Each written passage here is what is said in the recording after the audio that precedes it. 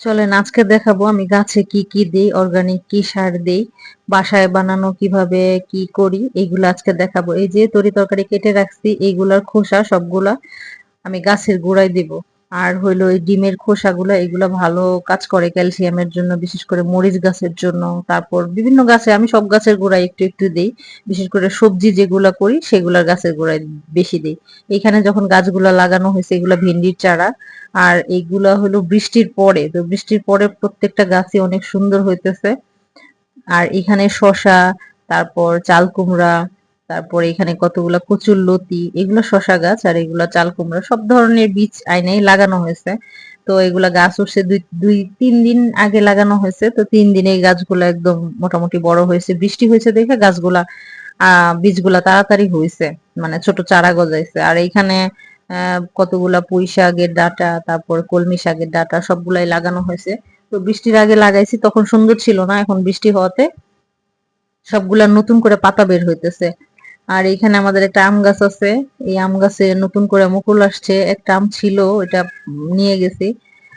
আর এখানে নতুন করে সব মুকুল আসছে, কিন্তু এটা সমস্যা হলো এই মুকুল গুলা থাকে না। আসলে কিভাবে এটার পরিচর্যা করলে যে আমগুলা টিকাইতে পারবো এটা বুঝতে পারতেছিলাম না। আর এখানে এইটা সবেত ফল গাছ, 6-7 মাস আগে এই গাছটা কিনছি। তো এইবার নতুন ফুল আসছে, এখন আদৌ কয়টা ফল হবে কিংবা কয়টা ফল টিকবে বুঝতেছি না। অনেকগুলা ফুলই আসছে, দেখতেও সুন্দর লাগতেছে। দেখা যাক কয়টা ফল টিকে। আর যতদিন ফল না হয় অতদিন তো আপনাদের দেখাবো যে কতগুলা হইলো, এই আর কি। আর টুকটাক করে সব গাছ টাছই লাগাই, আসলে অনেকগুলা হয় অনেকগুলা হয় না। বাগান করা সবার একটা শখ থাকে, বিশেষ করে আমার অনেক ভাল লাগে বাগান করতে। আর এখানে বৃষ্টির পরে আইসা দেখি ড্রাগন গাছে একটা ডাল অনেক বড় হয়ে বের হয়েছে, কিন্তু বাতাসে একদম পড়ে গেছে। তো আমি জানতাম না ড্রাগন গাছে প্রতিদিন পানি দিতে হয় না।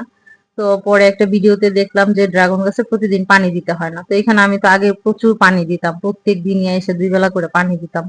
তো এর জন্য নাকি আমার ড্রাগন গাছ অত বেশি ভালো হয় নাই।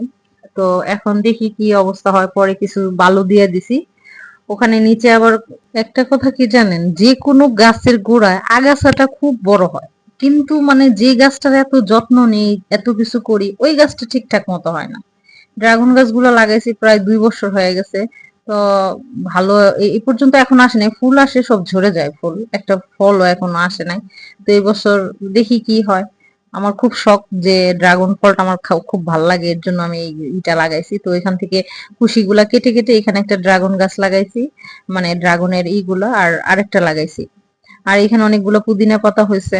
তো এখন বৃষ্টির পরে আবার মোটামুটি একটু ভালো হয়েছে আগের থেকে। তো সামনে যদিও আরো বৃষ্টি হয় আরো মানে সুন্দর হবে এগুলো। গত বছর অনেকগুলা ছিল, ওইখান থেকেই কয়েকটা লাগাই দিছিলাম। আর এখানে মিষ্টি কুমড়ার চারাগুলা ভালোই হয়েছে, 2-3টা উঠতেছে, মানে মাত্র উঠতেছে। তো দেখি কতদূর কি হয়। ফল আসুক না আসুক, কিন্তু পাতা টাতা 2-একটা খাইতে খুব ভাল লাগে। আসলে ফল হয়তো সবার ওরকম ধরে না, ওরকম ভাবে আমরা অত যত্ন টত্ন করতে পারি না। তো যাই হোক, যাই ফল টল ধরুক আপনাদের সাথে শেয়ার করব টুকটাক করে। আর এখানে ছাদে ময়লা হয়ে গেছিল, এখানে মাটি সেদিন মানে সবগুলা নামায়া তারপরে মাটি আবার প্রসেসিং করে সবগুলা টবে ভরছি, এর জন্য এখানে অনেক ময়লা হয়ে আছে, পরে একটু ঝাড়ু টাড়ু দিয়ে দিতেছি। আর এটা হলো কারি পাতা গাছ। কারি পাতা গাছে এরকম ফল আসছে, কিন্তু আদৌ এটা খাওয়া যায় কিনা জানি টানি না। আর ছোট ছোট টুকটাক ফুলের গাছ আছে, এখানে একটা গন্ধরাজ ফুলের গাছ আছে। তো এখানে আবার কুলি আসতেছে, এখনো ফুল টুল হয় নাই, এই আর কি।